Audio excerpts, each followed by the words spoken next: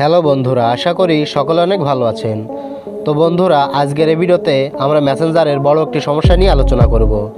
অনেক দিন ধরে দেখছি আমাকে অনেকেই প্রশ্ন করছে বা বলছে যে ভাইয়া মেসেঞ্জার চলছে না, ওপেন হচ্ছে না, স্টপ হয়ে পড়ে থাকছে, ডাটা কানেকশন বা ওয়াইফাই কানেকশন নিচ্ছে না।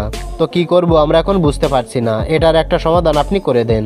তো এই বিষয়টা নিয়ে চিন্তার কোনো কারণ নেই, আমি এখন দেখিয়ে দিচ্ছি এই সমস্যাটার সমাধান আপনারা কিভাবে করবেন।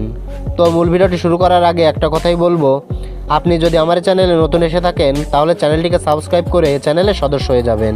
আর যদি অলরেডি সাবস্ক্রাইব করে থাকেন তাহলে আপনাকে অসংখ্য অসংখ্য ধন্যবাদ।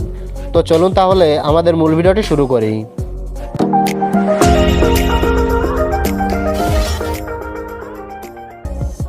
বন্ধুরা, এবার আমরা মেসেঞ্জারের সমস্যাটির সমাধান করে নিব। তো মেসেঞ্জারের এই সমস্যাটার কারণে অনেকেই বারবার মেসেঞ্জার ইনস্টল করছে আবার আনইনস্টল করছে, কিন্তু বারবার এরকম করার দরকার নেই। বারবার ইনস্টল আনইনস্টল করলে কিন্তু এটা সম্পূর্ণ সমাধান হয় না। এই সমস্যাটার সমাধান আপনি আপনার মেসেঞ্জার অ্যাপসের মাধ্যমে করে নিতে পারবেন।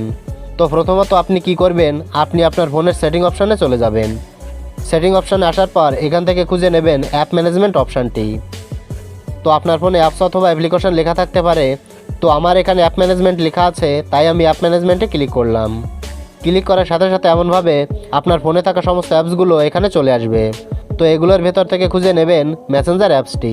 মেসেঞ্জার অ্যাপসটি পাওয়ার পর মেসেঞ্জার অ্যাপসের ভিতর প্রবেশ করবেন। তো এই পেজেই হচ্ছে মূল কাজ। তো সমস্যাটি সমাধানের জন্য আপনাকে আনইনস্টল করা লাগবে না। আপনি যেটা করবেন, এই ফোর্স স্টপে ক্লিক করে দেবেন, ওকে করে দেবেন। দেখুন এখন কিন্তু এটা ফোর্স স্টপ হয়ে গেছে। তো এটা করার পর এখানে দেখেন আছে ক্লিয়ার ডাটা ক্লিয়ার কেস। তো এই অপশান দুটি আপনার ফোনে অন্যভাবে থাকতে পারে। তো আপনি ক্লিয়ার ডাটা ক্লিয়ার কেসে ক্লিক করে ক্লিয়ার করে দেবেন।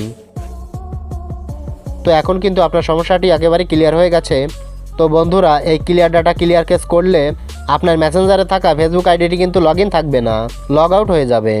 তো আপনি মেসেঞ্জারে প্রবেশ করে পুনরায় ফেসবুক অ্যাকাউন্টটা লগ ইন করে নেবেন।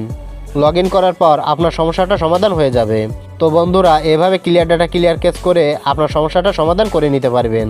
তো এটাই ছিল দেখানোর। ভিডিওটি ভালো লাগলে লাইক এবং কমেন্ট করবেন। তো আজ এ পর্যন্তই, দেখা হবে আবারও পরবর্তী নতুন একটি ভিডিওতে।